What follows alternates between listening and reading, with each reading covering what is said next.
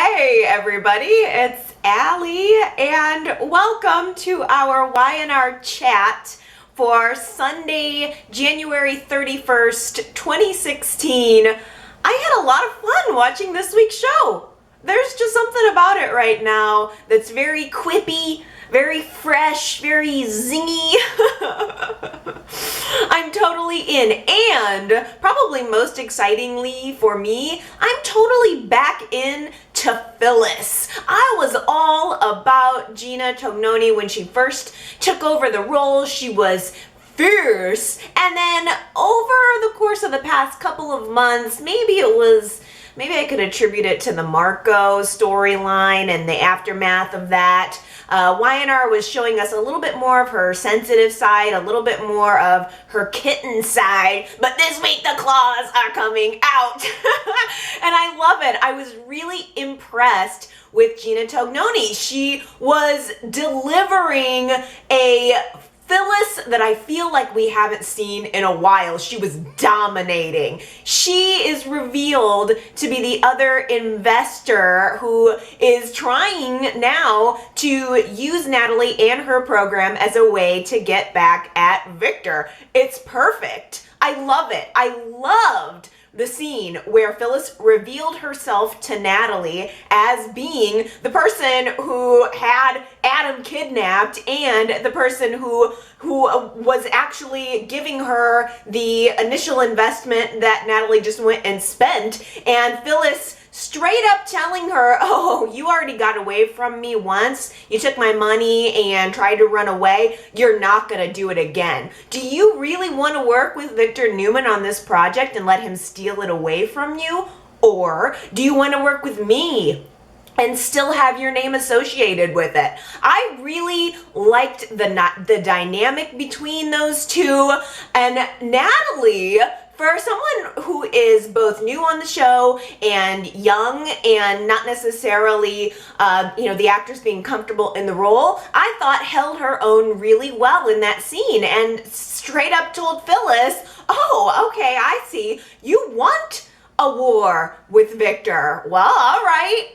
I'll play your game. I'll pretend to be on board with Victor and at the last minute pull a switcheroo, leaving him with a bum software program and providing Phyllis with the real deal. It's kind of a win-win for everybody except for Victor.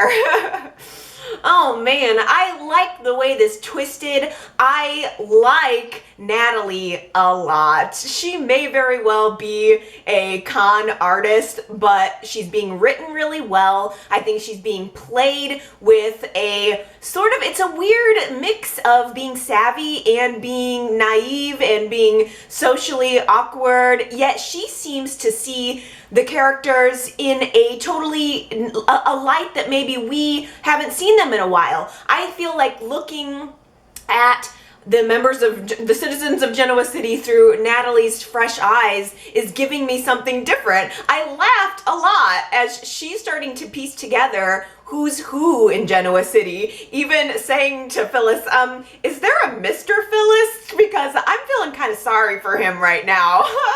That was great! And it's cool to see her, I don't know, working her way through these people and maybe giving them a little bit of a taste of some of their own medicine. I think Natalie's been great. I think Phyllis has been great. I think Victoria is going to be on their butts. Like, it's going to be amazing. I'm so excited. The thing is, Phyllis is hiding this huge secret, and she's doing it in part for herself, but she's doing it in part to provide Billy with a sense of revenge that he was looking for against Victor and a sense of pride and accomplishment over being able to retrieve this and be a part of this huge software program. So Billy and Phyllis are working together to keep this secret while it seems like there are quite a few people waiting at the door to figure it all out. First and foremost would be Dylan and Kevin. They want to know who kidnapped Adam. They want to know who this other investor is. They're doing their little investigator thing, which I just have to mention was another one of those moments where I was loving Y&R because of the great little quippiness between Dylan and Kevin having their list of suspects of who the woman might be. Is it Ashley Abbott? Is it Jack and Phyllis? Or no, maybe it's Nikki. I loved Dylan going, oh, that's my mom, dude. And Kevin was into it. He was like, you know what? I'm gonna put her on my suspect list. I think she's got potential. So I'm sure we're gonna see Dylan and maybe Kevin knocking on doors to try to figure out who this other investor is. But then we have Jack.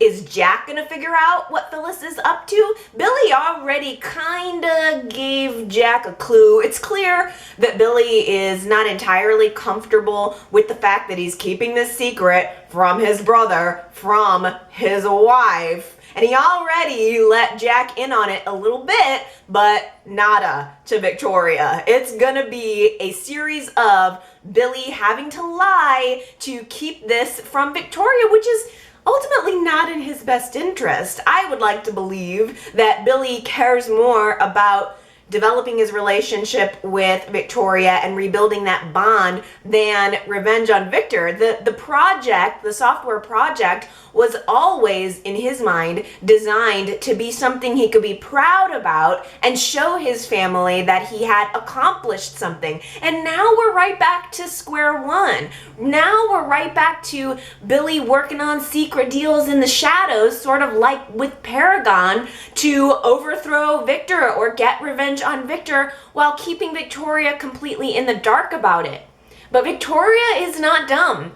Victoria walked in on a scene in the hospital between Phyllis and Billy and Natalie sniffing around, and Victoria knows something is up. She doesn't trust Natalie, which I also think is going to be an endless well of hilarious entertainment. I just about lost my mind when Victoria, who is going to be overseeing this little part of the project now on Victor's behalf, Victoria comes in and is getting up on Natalie's case and telling her that she's going to do things by the book and that Victoria's going to be watching her. And Natalie, like, as Victoria is leaving the room, Natalie, just under her breath, mumbles, "Dragon lady." And Victoria goes, "I heard that," and closes the door behind her. That was fabulous. I laughed. If that is any kind of indicator of how much fun Natalie is going to bring to the landscape of the show, I am in 1000%. It was good. And last week's poll question was, do you think that Natalie could be a Genoa City heir? Could she actually be someone's daughter? Or, is she just maybe one of these sideline characters that will come and go? But the overwhelming majority of you have your suspicious eyebrow up. 62% said yes, Natalie is someone's daughter for sure. Let's take a look here. Eric says that Natalie is Nick and Dr. Anderson's secret love child. Sharita says she thinks, again, Nick and Dr. Anderson have a daughter, and that she had to give Natalie up, and that's why she stole Christian. Whoa, blow my mind. And again, Tony says also Nick and Sandy, or maybe Kevin's sister somehow. I think that's really interesting. I never would have connected Natalie to what's going on with Dr. Anderson, so that blows my mind, you guys. I was thinking more in the direction of maybe she was a Newman heir, because there is this dynamic that's happening between Natalie and Victor, and a dynamic that's happening between Victoria and Natalie. And I thought to myself, well, wouldn't it be hilarious if they turned out to be long lost sisters somehow? But I don't know, you guys. That seems to be what everyone is saying, that it's Nick and Sandy's daughter. So I guess maybe Dragon Lady's just gonna end up being Aunt Victoria. Adam is safe and sound. He was reunited with Chelsea. It all happened in, what, one episode? There wasn't a whole lot. It wasn't dragged out in any way. Pretty much the whole swap-a-roo got resolved very, very quickly in 1 or 2 episodes. Adam's home now. He had a very nice welcome home lovemaking scene with Chelsea. I loved it. You know, I loved that scene. It was nice. It was slow in their bedroom. It was well lit. They have this big, beautiful bed. They had that gorgeous song playing over the scene. I just about lost my mind when we are seeing Adam and Chelsea's actions, but the whole audio is that gorgeous song, and Chelsea takes her top off to reveal her beautiful bra that she's wearing, and Adam just takes one look at her and mouths, "Wow." Oh, that was good. That was just such a nice little, it was very indicative of their relationship, because it was clear that these are two people that love each other, desire each other, and that's kind of what daytime is all about. I feel like that scene was such a very nice representation of the best of daytime. So that was great. It was very shortly interrupted though. I mean, Adam and Chelsea, for as much fire as there is, it just seems like there's always lately something lurking in the background to come in between them, which again is what daytime is, right? It's couples that you love to see break up and get reunited or go through struggles, but they always come back together. I was shocked to see Luca Santori show up at Adam's condo front door, blabbing about their secret plan. You don't know who was in the condo. Victor could have been sitting right there in the living room, and Luca, he's just dumb in some ways. He's just cute and hot and sexy and dark and steamy and a little spicy, but dumb. He's dumb. I mean, first of all, he's blabbing about this plan, and luckily for him it wasn't in front of Victor, but it was in front of Chelsea. What, you just want to go bust out your cohort to his wife? Chelsea is not dumb. She is picking up on, hey, wait a minute. What's going on here between Luca and my husband? I mean, obviously it was something that she was not in the know about, and it was a very awkward and awesome, though, exchange. I liked that Chelsea called him out right in front of Luca, saying, fine, you guys want to talk your little secret business plan? I'll go off on my own. And she goes straight to Marissa, who tells her what Marissa knows, which is that the two guys are working together to bring down their fathers. And I totally feel for Chelsea in this moment, because it plays to her insecurities about Adam. Why are you doing this, Adam? You're playing with fire and you don't need to. And she even said to him right before she walked out the door, you know what? This is so like you, and I hate it. So this is a woman who knows who her husband is, and her worst fear is that he's going to turn in to Victor. So it's she's understandably concerned about it, but that's not exactly what's going on. There's more context to this relationship between Adam and Luca, and I, at first, several weeks ago when they started developing their partnership, I thought it was great. I really thought they were working together, but the twist is that Adam and Victor are working together to try to get Luca to, bust himself out. Like, Luca hands over this folder of incriminating evidence on his father, on Mr. Big Santori, to Adam. Why would he even do that? It doesn't make sense if I'm looking at it from Luca's perspective. Why would he need Adam to help him bust out his father? There's no logic there whatsoever. Luca can bring down his father on his own. Adam, if he wanted to, could bring down his father on his own. They're not intertwined, except for the fact that Luca's kind of working at Newman Enterprises. So it just makes Luca look like a chump. and it makes Marissa look like a chump. It's also putting Marissa in danger for giving up her little secrets from her little diary. She's probably going to be the one who takes the fall in all of this, because Mr. Santori is probably going to catch whiff of the fact that his son is doing this and blame Marissa for it. And I just sense that there's going to be some kind of danger for her in the very near future, you know, outside of just getting kidnapped, zip tied to a bed and released. It's like catching a fish and letting them go. Okay.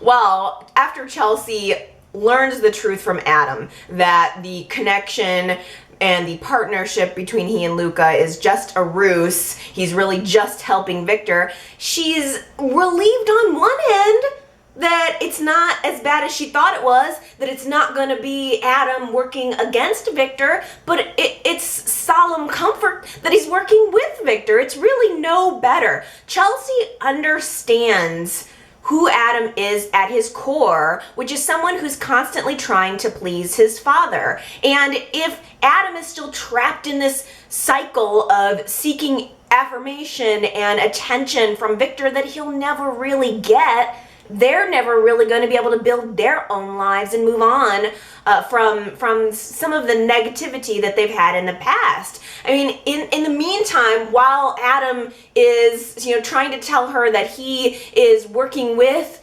Victor, he's getting sucked into Victor's seedy world. And even though we know that there is a back context to why Adam is working with Victor, I still see Adam, and I still understand Chelsea's point of view, that there's still something there where Adam wants approval from his father. I just don't think it's ever going to go away. Which is another reason why I absolutely appreciated Chelsea's conversation with Nikki. Nikki drops by with her cute short little new bob haircut to look at some of Chelsea's dresses. Loved it. And they start talking. I mean, these are the two women who are the women behind probably the same man. I mean, at the core, Adam and Victor are very, very alike. And Chelsea's kind of asking Nikki's advice. How do you do this? And Nikki is imparting her years of wisdom. This is a woman who's had to deal with this type of man and knowing what it's like to be married to a Victor Newman for years. So I appreciated that Nikki talked to Chelsea in this sage sort of way. I liked that she offered any kind of help that she could, and telling her, look, you're gonna be faced with lots of long hours. It's gonna look like he's choosing work over you. The only thing you really can do is just love him. And it gave Chelsea a lot to think about. I absolutely loved that scene between Nikki and Chelsea was contrasted with a similar scene between Adam and Victor. I mean, Victor, don't even bother trying to give relationship advice. Victor had to, well, because Adam had to admit that he had to tell Chelsea about what was going on between he and Luca and what the plan is. And Victor tries to tell him about what it's like to have to manage your wife inside of shady business dealings. And Victor said something like, I have a policy of keeping my wife out of it. No, you have a policy of lying to your wife, and I wouldn't suggest that you train your son to do the same. But I think we understand as the audience that Adam is being blackmailed into working for Victor. Even though I believe that Adam does have this sense of wanting to make his father proud, I think he also really wants to take over that company. And I think there's a part of him that thinks the only way he really can truly make Victor proud is by overthrowing him, is by trumping him, is by showing that he is smarter and stronger. That is how he thinks he's going to get Victor's respect. So I believe there is a secret plan that Adam's working on that only Adam knows about to indeed throw over Newman Enterprises and keep all of the spoils for himself. Adam suggests that Victor take a little vacation. Why don't you step back from the company, take a little time off. I'll stay here. I'll keep an eye on things. Victor has Victoria to keep an eye on things. And surprisingly, Victor agrees to step back, take a little time off, which I'm assuming is kind of, it must be somehow in tandem with Eric Braden's yearly vacation. I'm assuming Eric Braden's probably going to go off and, gosh, I don't know, maybe travel the world. So I think maybe we're not going to be seeing as much Victor over the next several weeks. I will miss him. He is a constant source of drama for the show, so I'll definitely miss seeing him around. But I think while the cat's away, that mouse is going to play. Chelsea had a haunting line at the end of her conversation with Adam where she said to him something to the fact of, prior to him going to Victor's office, something to the fact of, you know, it doesn't really matter if you're working with Victor, if you're working against him, this all leads to the battle to end all battles, which I thought was a great line and also probably an indicator of where this is going. I mean, it is going to be all out, and it always is, it's all out war coming from multiple angles. I mean, Phyllis is gonna be warring at Victor, Adam's gonna be warring at Victor. This is gonna be big, it's gonna be a big blowout. Well, after Adam has this conversation with Victor, he goes back home to talk to Chelsea, and he accidentally lets slip that he's being forced to work with Victor. And Chelsea says, whoa, wait a minute. I asked you if Victor was blackmailing you into working at Newman Enterprises, and you said no. So now I see that there's a little more to this story. He is holding something over your head. What is it? A child with another woman, perhaps? The evil Dr. Anderson plants a seed with her little pet project, Sharon, that Sage should not be allowed anywhere near Sully, and it doesn't take much suggestion for Sharon to agree.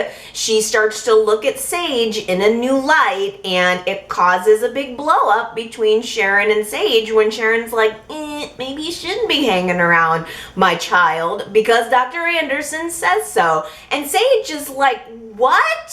I am so tired of this woman getting involved in my life. She and Sharon have a fight. Then Sage goes to Nick and says, you know what? We need to enact our plan. We need to make sure that this, whatever it is that this woman is trying to do, it doesn't get accomplished, even though unfortunately it already has. So Nick and Sage are working together. Let's let Dr. Anderson think that she's being successful. Let's let her think that she is causing a wedge between us, and then you can work on the side to get to know her, get close to her, and find out what her real story is. So Sage is taking this opportunity to play it up. There was this incredible scene at the athletic club. I mean, woo! Sage she just absolutely lost her mind. Nick is sitting, but it was great and it was planned. Nick is sitting at the table with Dr. Anderson trying to get her to open up and say this and that. And Sage marches right up and is like, what? You're having dinner together? Or, you know, kind of hamming it up that she doesn't like Dr. Anderson and doesn't like her husband being around him. And it just erupts into this huge fight in the middle of the athletic club. Sage smacks Nick right in the face like, you betrayer, and then she hauls off and punches Dr. Anderson. Damn! Oh, it was awesome. I double love you, Sage. How could you not love Sage after all that? She's had so many like great actions and great lines, like, stay away from my husband, you evil, sick, twisted bitch. That was so good. And it's just like she's playing it like she is at an 11 she is at an 110 with the crazy, like going around saying, you know, it's Dr. Anderson making everybody think that I'm sick, and I'm not sick, I'm not sick. And I mean, if she wasn't playing it up and if we didn't know it was part of a larger plan, Sage looks like the crazy one. I mean, even in that scene between Sage and Sharon, Sage looks like the crazy one. But there's also, it's even though I know that it's a plan, there's still a part of me that's watching her like, I mean, how much of this is play acting and how much of it is actually real? Is there any part of Sage that is actually losing it? Because it would be incredibly frustrating and insane inducing to have somebody getting up in your life trying to make you look crazy and break up your marriage. Oh my goodness. Sage was just on fire this week, and I laughed because later Nick even admits, like, when Sage punches Dr. Anderson, he goes, it was kind of hot. That made me laugh. That's Nick in a nutshell, frankly. He can't pay attention to what the plan is for very long before, you know, he's got his little eyes start to wander into sex. That's who the man is. God bless him. Oh man, I just thought it was so great. Shoot. The problem is, I think, for both Sage and Nick, that they're in deeper than they really plan. The fact that Sage punched Dr. Anderson, not just slapped her, by the way. I mean, you know that felt good. Sage was probably working out. That was probably worth therapy right there. Who needs therapy when you can just sock your enemy? I mean, it wasn't even like a slap. She straight up punched her in her face. Dr. Anderson, though, is not gonna let that happen. She's just, you know, it's working perfectly, though, because Dr. Anderson is thinking, oh yeah, I'm really making her look nuts. And on top of it all, I'm gonna press charges, which is gonna get Sage thrown in jail. Although, I will say, there was a moment where the cops come in, and I can't remember what the circumstance was, but for some reason, the question was, well, I'll tell you what, you can either go get help, and I won't press charges, or you can go to jail. And Sage is like, forget you, I'd rather go to jail. That was badass. She punched her, and rather than being like, all right, she just, I'll go to jail. I'd rather go sit in a cell all night than give in to what you want. Badass Sage, man. So into her. It's great. But she did end up having to sit in jail overnight, which is no fun. The reality starts to set in, and she is probably afraid. She comes in, she talks to Nick, and they both affirm that, yeah, this is the plan.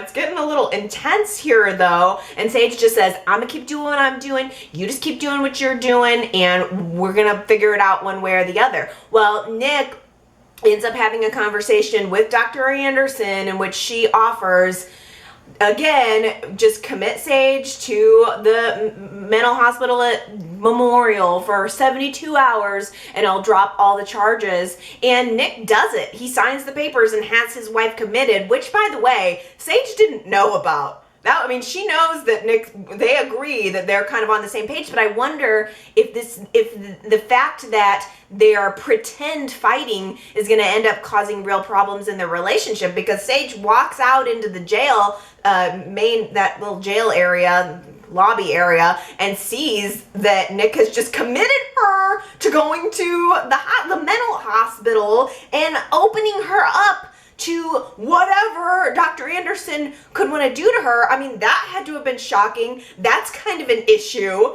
It's just, I cannot even express to you, by the way, how totally unacceptable it is that Dr. Anderson would be the treating physician. That's wrong. I mean, I was at least hopeful that they didn't send her to Fairview, so I thought, okay, at least that keeps Dr. Anderson away from Sage, but Dr. Anderson's still there in her little lab coat talking to Sage. If she is the victim, how could she be the treating physician too? Surely someone needs to notice that that's an incredible conflict of interest.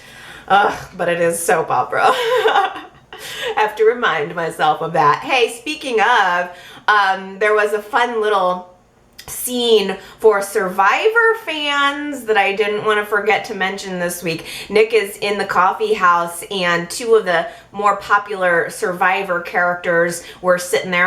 They were talking about balancing acts, and it was sort of tongue-in-cheek Survivor stuff. It was Joe and Jeremy from Survivor Second Chance, and I think they even made some comment about second chances.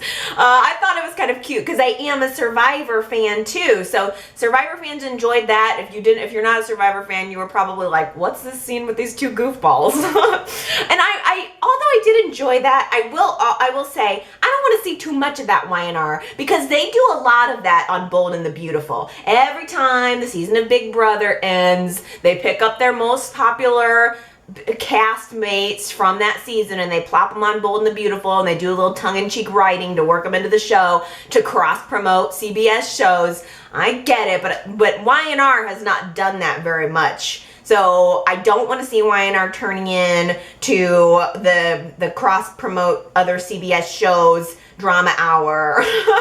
So it was cute, but don't keep it up. Put them on Bold and the Beautiful. That's my junk. That's my junk food. Y&R is my meal. Bold and Beautiful is my junk food. Like, why? I don't want to I hate to talk too much about the two, but it's like Y&R gives me stuff to really chew on. It is like the meat. Bold and Beautiful, it's just, Bold and Beautiful is just who's sleeping together, who slept together, who's gonna sleep together, who wants to sleep together, and then toss in some Big Brother and Survivor references too. Like, you don't have to think too hard about Bold and Beautiful. So I don't want Y&R to turn into that as much as I like that too. Oh, anywho, I tell ya, I love this storyline.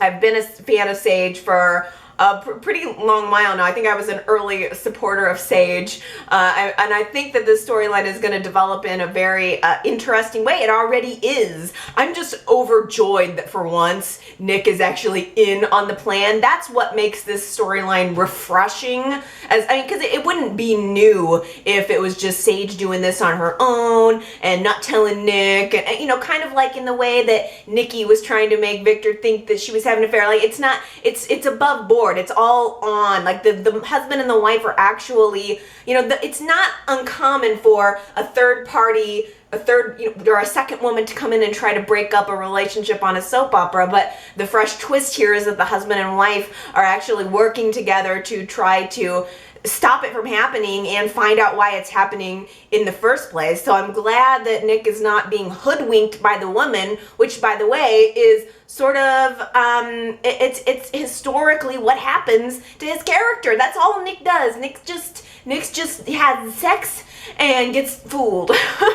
And that's not what we're getting now, unless I will say this, unless Sage actually did know that Adam was the father of her baby, but pulled the switcheroo with the test results. That would make Nick a fool in one way. And I tell you, it sure as hell makes a lot more sense that Sage would have switched those test results than that Adam did it. Abby, Stitch, and little Max returned from a long day of skiing to come to the coffee house for their Wisconsin hot chocolates. And I think Stitch is doing a better job of trying to unite this new little family this week as opposed to last week when it seemed like he just wasn't really trying to make any real connections between Abby and Max. And Abby is definitely trying the best that she knows how to try, which is not very well. I do feel bad for her because she's doing everything that she can possibly think of to entertain Max and to try to get into his favor, and she's gonna be stuck with him. I mean, Stitch is a doctor. He is going to be gone a lot. So the truth is, Abby is going to become one of Max's primary caregivers, whether he or she or anybody likes it or not. Stitch was not very happy that Abby took Max to the lab to meet her mother and Dr. Nevil, which I kind of felt was a big overreaction from Stitch. Look, either you trust your wife with your son, or you don't really have a strong marriage and it's not all gonna work out. She's gonna need to do what she needs to do. You can't leave leave Max with her and then not be happy that she took her to meet her mother. I thought that was a perfectly acceptable thing to do. I loved the little scene.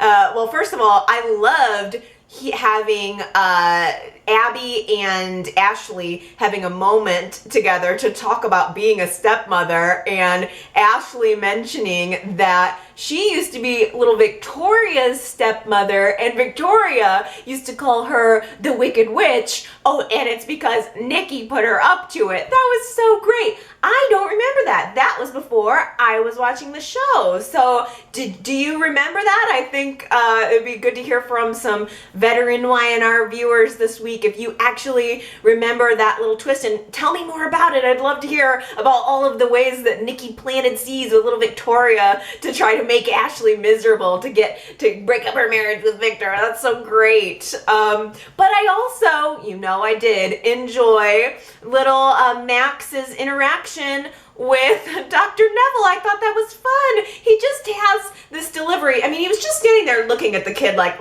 I don't really like you, child, but I think I can entertain you. I can give you a science experiment and teach you how to make goo. And Max was fascinated with it. It's like, Stitch doesn't like Dr. Nevil, but Dr. Nevil did a really good job with Max. In fact, I tell ya, I think that Dr. Nevil has a kid somewhere that we're still trying to, that maybe will come out later. Because there just seemed to be a little something there when he was working with Max, like he was good with kids or something. Or maybe he has a son, or maybe he has a daughter. Maybe he has a daughter who is a computer whiz? I don't know. I just got to throw out all my potential ideas, even though, I don't know, maybe it's already written in stone that Natalie is Sandy and Nick's. I don't know if I'm gonna like that. I don't know if I'm gonna like that Nick has a new daughter. I don't know how I feel about that. I'll give myself a week to let that sink in. But back on track, things are thriving and progressive, and yes, even a little sexy in the lab at Jabot, which is right where I like it. The treatment is working. Oh, Ashley's brain tumor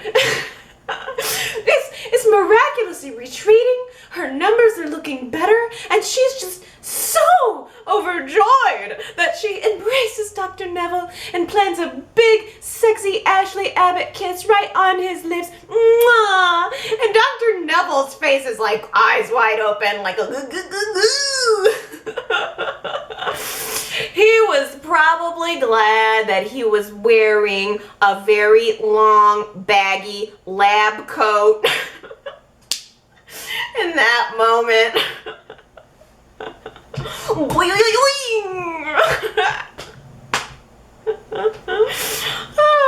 Hey, there's my edginess, right? That's how I'm edgy. I made a boner joke. Oh, forgive me, but it's what I was thinking in the moment. Oh man, it was good. I love that man. I tell ya, I am feeling a little better about Miss Abby though too. I know that she's a dork, and I know that she's a little flighty and a little dumb, but I think that her intentions are good, and I feel like once I let go of what I want Abby to be, and I just am sort of going with what this actress is giving us, I'm a little bit more on board. I'm a little bit more able to relax with her. She kind of reminds me a little bit of Tracy almost. It's like, I think that she has, I'm trying to warm up to Abby's potential. I liked it. I liked watching her journey this week, where Noah, first and foremost, is he's bitter about Victor. I wonder if Noah's going to end up being someone who works with Adam to actually take Victor out. But Noah is stewing over the fact that Victor, his grandfather, had his girlfriend kidnapped and didn't pay for it. Noah turned Victor into the FBI. Noah is probably going to play, now that I think about it, a much more major role than I originally kind of thought of as far as bringing Victor down. He's also somebody who has a vendetta that he wants to enact, but he is feeling that negativity toward Victor, and his cousin Abby works for Victor. So Noah jabs her in just the right spot, saying, you know, all you are is a glorified lapdog at Newman Enterprises. And then Jack follows it up. He's trying to rally the Abbotts to rebuild Jabot, so he's asking Ashley and Billy and Abby to come work at the company. Only Billy was the one who took him up on the offer, because Abby starts thinking, you know, I really don't want to spend my life trapped between the Abbotts and the Newmans, and that's a really smart thing. You know, for somebody who is ditzy, that's a really smart decision. So she goes to work at the lab with her mother and Dr. Nevil instead, which I think there's so much potential here. I think Abby's bubbly, airy persona is going to drive dry, crusty Dr. Nevil crazy, which is gonna be a great dynamic. Damn, Neil looked good in that three-piece suit. My jaw just about dropped when he walked into the lab for that investors meeting. I love a three-piece suit. Neil looked slick this week, and oh my gosh, Hilary was a freaking knockout in that like black leather and lace dress. She looked so good. It was so perfect for that meow meow scene with Nikki. Wow! Giving Nikki a vicious piece of her mind because she thinks that Nikki is having an affair with Neil, and Hilary did not hold back. She said, Nikki, drop that high society act. We both know you were a stripper. Ah, that was so good. I was so glad they showed it twice. They showed it in the preview for Thursday's, for the previews at the end of Thursday's show, and then they showed it on Friday, and I was like, that was so good. Drop that high society act. We both know you were a stripper. Oh, man, file that under, oh no, she didn't. Nikki just about lost her mind. She, you know, it's like anytime you want to get up under Nikki's skin, it's a good way to do it. Nikki just kind of like holds herself up and says, "Oh, Neil and I are having an affair, little girl, and it's glorious." Oh, that scene was just pure candy for me. Even though Hilary slept with Neil last week, she can't be too jealous. I mean, she had him. I don't know. It probably would just be two jealousies between the two women, but whatever. Hilary versus Nikki was glorious. I loved seeing a lot of Nikki this week, and I'm into Hilary. The thing is, though, this does bug me. Devon is finally realizing the woman doesn't love me, so I'm going to get over the pain, start moving on with my life, and I'm going to give her the divorce papers. He gives Neil the divorce papers to give to Hilary. So the thing is, if Devon is divorcing her, first of all, why would he need to keep the secret that she requested of him regarding Neil? So I'm wondering, is the secret about Neil kidnapping Hilary ever going to come out? I don't know. But more importantly, Neil decides to take the divorce papers and use them as a chance to talk to Hilary about this relationship. He sets a little scene at the top of the tower, supposed to be very romantic. He slides Devon's divorce papers right on across the table so that Hilary can see them. I'm surprised Hilary didn't break a rib trying to get over the table to sign them, but Neil uses it as a way to force Hilary's hand. He says to her, I am never going to love you again. And if you sign those papers, then you're going to be signing away someone who actually does love you. And much to my surprise, I'm wondering if it was to your surprise, Hilary actually does take Neil's advice and she doesn't sign the papers. She picks up the papers unsigned and runs back to Devon. Which is all well and good, but doesn't Devon deserve better than second place? I sure think so. I mean, what is Hilary's mind frame? Is it, Okay, well, if Neil doesn't love me, then I guess I'll stay married to Devon, my smart, sexy billionaire husband? Well, I thought that I would wrap up my weekly analysis on a very happy, very romantic note. I'm just mooning over the fact that Nikki took her own advice to Chelsea and decided to go to Victor and tell him the truth that she's not having an affair with Neil. She just did it because she wanted to get Victor's attention. And I think the fact that she was talking through her relationship with Victor to Chelsea made her realize what she needed to do. This is the man that you're gonna have to deal with. This is the man you're married to. All you can do is love him. That's all you can do. So she goes to him and she tells him the truth, and I thought he was gonna be so angry, but instead he just looks at her and feels bad because I think Victor knows who he is. At the end of the day, he knows he's a pain in the butt, and that he's not the world's greatest guy to be married to. Surely he has to have some level of self-realization that he's not an easy man to love. And he just looks into her eyes and he gives her a big kiss. I am a sucker. I am a forever sucker for Victor and Nikki. They're the romance of the young and the restless. They are the romance, and I teared up when they had their kiss. It made me very happy. And the whole time I was thinking, Victor is going on a little vacation. I wish he would just take Nikki with him. Can't we just have this nice feeling between Nikki and Victor for a minute? We've been through a lot with these two. Can't we just have a calm moment? And sure enough, I was so pleased when he asked her to go with him on a second honeymoon. Finally, for all of the vacations, all of the surprise trips and grand world tours that Victor has promised Nikki that they're gonna go on over the years, like every freaking Christmas for the past decade, he's given her a vacation that they never end up going on because there's something more important having to do with Newman Enterprises. Finally, the promise of a trip that might actually happen. I'm an acquired taste. Everybody got that Who Said It quote from last week correct. Katie, Anna, Victoria, Austin and Naomi, Eric, Ellen C, Sharita, Aaron, Henry, Adam, Nicole, Consuela, Connor, Gary, January. Everybody guessed that Adam is the acquired taste. I think everyone is just hanging on every word that Adam says. That is the most correct guesses that we've ever gotten from a Who Said It quote.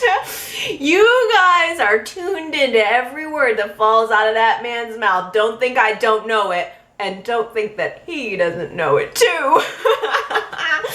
Oh boy. Well, on that note, I'm an acquired taste. You know what else is an acquired taste?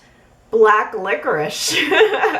This is my Genoa City soap bar that I made based on and inspired by the character of Adam. I love the smell of black licorice, but I can't say I really enjoy eating it. It's kind of one of those things I want to behold from a distance, but it's one of those things, like people either go, ooh, black licorice, or ugh, black licorice. And to me, that's how Adam Newman is. And believe me, I wanted to get this one right because ever since I started the Genoa City Soap Project, this is the one that everybody has asked me to do. And I've even heard a lot of suggestions for what the fragrance for Adam should be, but I knew pretty early on. In fact, I wanted to make Adam's bar in the initial 8 that I did, but I was like, I want to do some of the more primary characters first. Adam kind of came a little bit later. I got to get my core characters in, but I've been wanting to make this soap bar for a really long time. I did make a new video on the Genoa City Soap channel if you'd like to hear me talk about the character, who is one of my favorite characters, as well as kind of digging into my reasoning behind making Adam in this way. If you want to check out the essence of Adam video. I just love the smell of black licorice. I like the way the bar turned out, and one of you guys could win it. I also, if I was gonna do the Adam bar, I also had to make Chelsea. So this is the Chelsea bar. It's kind of a cool blackberry fragrance, but it has some sort of Indian spice to it too, which I was really, really excited to make Chelsea's bar, because to me, there was just a lot of easy ideas I had for Chelsea, because she's deep and she started off as this con artist in India, and to me there was a lot of Indian spice I could use and inspiration I could use to kind of work with that. So pretty much, I want to say pretty much everybody who guessed who these two soaps were got it right. Last week I posted some photos at GenoaCitySoap.com and asked if you could guess who this soap couple was. And let's see, Adam got it right, Aaron, Katie, Robbie, let's see, Sharita, Jennifer, Connor, Rena, and Consuela says, this is definitely Adam and Chelsea. You were kind of obvious with this one, Allie. So I guess I was. I just thought like everybody was going to get the Michael and Lauren bars for last week, and they didn't, but I don't know, I guess maybe I was obvious, but shoot. I also made an essence video for Chelsea, so if you want to hear me talk a little bit more about the character Chelsea and how I've sort of warmed up to her, how I have perceived her character progressing, the Essence of Chelsea video is available on the Genoa City Soap channel too. Both of these, I have to say, I feel like I nailed it. But I do want to know if you guys think that I nailed it. So you'll have to leave me some comments and let me know. And stay tuned next week, because I'm going to announce what you can do to enter to win one of these bars of soap. I'm really, really excited about that particularly. So February the 7th, next Sunday, be sure to come back and I will tell you exactly how you can enter the giveaway. It'll be super easy, and then we'll do a Valentine's Day announcement the following Sunday to find out who wins the Genoa City Soap. Will it be a Chelsea or an Adam bar or a Michael and a Lauren bar? I don't know. We'll find out with Soap for Soap Fans continued.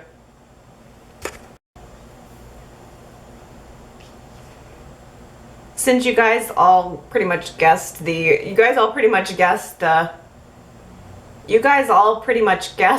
Who Said It quote for last week, but I gotta do that. I think this one is easy, but I gotta do it. The line just stuck out like a sore thumb to me and I couldn't pass it up. If you watched this episode, you'll know immediately who said it. If you missed this episode, you're gonna be so lost and you're gonna say, what? Why on earth would anyone say this? So the Who Said It quote for this week is, who doesn't like a flightless seabird movie? What? Just weird randomness from Y&R. Who doesn't like a flightless seabird movie? If you think you know who said it, you can go to yrchat.com, and if you get it right, I will give you your props during next week's Chatteroo. Let's read some comments. Oh, I got a fun voicemail from Marion in France. I've never heard from her before, and she wanted to tell me that she loved the David Kimball and Nina storyline. That was like one of her favorite storylines of all time, which I didn't get to see firsthand, but I've heard through legend. Let's see, Marion, they're three to 4 years behind in France, which I didn't know that, my goodness. But she watches Y&R Chat on Mondays to catch up on the current week. I can't imagine being that far behind. I mean, I guess you wouldn't necessarily know it, but it would be hard because you don't get to connect necessarily with the larger community of people who are watching at the currently produced episodes. So that would be kind of a bummer, but shoot, see what you can watch online. Oh, probably, I don't even know if you can. You probably can't watch them online then. Gosh, I don't know. Shoot, well, I'm glad Y&R Chat can at least keep you updated there. Henry on YouTube talked a little bit about Gina Tognoni. He wanted to tell me that she came from Guiding Light because last week I had talked about, or I think I had mentioned that I wondered if Gina Tognoni had come from General Hospital, which is where Jason Thompson recently came from, and I was thinking maybe they had kind of a connection, maybe they knew each other before or had acted together before, but Henry says I was a big Guiding Light fan, and I knew of Gina's acting abilities from that soap, and as a result I was very excited to learn that she would be the cast as the new Phyllis on Y&R. I knew she would knock it out of the park, Henry says, as she continues to do. I really agree, Henry, and I'm very impressed with her performance over the past week. It's not only been a great performance, it's really been great writing. I feel like Y&R put Phyllis front and center this past week, and no doubt about it, she knocked it out of the park. The subtle facial, like she was giving a facial performance over the course of this week. It was like a full body performance, and she just delivered. Oh, I'm so glad to read this comment too. Rocks Grace on YouTube says, "Hey Allie, not only has Jill not been in to see Billy awake yet, but what about Ashley and Tracy? I hope we get some scenes with all of them this upcoming week. Otherwise, that'll be a major fail on Y&R's part." Yes! So last week, I was wondering why Jill was absolutely wringing her hands 24/7 in the hospital over Billy. And now he's awake and she didn't even get to see it. I mean, it was literally like Jess Walton was on Friday's show, Billy woke up on Monday's show, and she was gone. Why? Could they not have kept Jess Walton for one more episode? I mean, I agree. I don't know that Ashley even got into the hospital this week. It was suggested that she was. I remember her talking about it. I don't know if we saw her in the hospital with Billy. And I can see maybe not bringing back Tracy, but Jill, I mean, we were invested in Jill's story and what she was going through, and I don't know why Y&R would not just go the extra mile. And in fact, this comment that Rocks Grace left, I think she left it last Sunday. I mean, it was definitely toward the beginning part of the week, and she was hoping that this current week we'd actually get to see Jill or some acknowledgement of Jill. Otherwise, that would be a fail on Y&R's part. Well, it was a big fail. They can't even acknowledge it with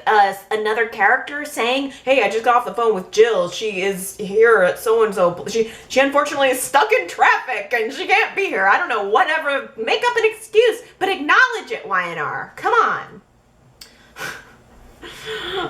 Let's see. Daisy on Facebook made about 101 great points this week, but I'm going to pick this one. She says, even though Victor has left on a second honeymoon with Nikki, it's possible that he's making it look like the company is vulnerable without him just to draw out Phyllis. Maybe Natalie too. I really agree, Daisy, and I kind of was wondering about that too. Victor took that bait from Adam a little too easily. I think he is very well aware that Adam's potentially up to something, and I kept looking for hints that maybe Victor knew that Phyllis was the one behind the other investor. He didn't indicate that. I haven't seen him connect those dots yet. But I don't think for a minute that Victor is just deciding to step back and let his kids run the empire. There's just no way. He definitely has a little something up his sleeve. Maybe he's going to be monitoring the situation from his honeymoon. I'm sure it's probably Nikki's going to think she's going to go on a romantic honeymoon, but he's probably going to be checking his phone every single day. Oh, goodness. Phaedra left me also a fun voicemail, and she had to let me know about this Phyllis Billy Jack triangle that we've been talking about over the past few weeks. Phaedra says, no, I don't like the idea of Phyllis and Billy together. Phyllis mentioned that she sees Billy as an annoying kid brother. Once you see someone in that light, you can't see them in a romantic way. That is a very valid point, Phaedra. It is kind of weird. Yeah, at the same time, Tawny left me a message on YouTube and says, Allie, I think you're on to something with Billy and Phyllis. I felt the chemistry, ooh la la. So that is our poll question for this week. Do you think Billy and Phyllis will develop a romantic connection? You can cast your vote on that at yrchat.com. I kind of think that Y&R is probably headed in that direction. I'm not seeing a whole lot of like overt like breadcrumbs that they're going there immediately. I think Y&R is going there, but I don't think it's immediately. I think we're gonna see it though, whether we like it or not, or maybe you like it, maybe you don't like it. You know, you just let me know if you think that Y&R might go there. Let's take out the whether we want it to happen or not. Is that where we're headed? I think that's a good question. Gary left me a voicemail and said, I have to hand it to the Y&R creative team for making Natalie look so awkward in a wedding dress.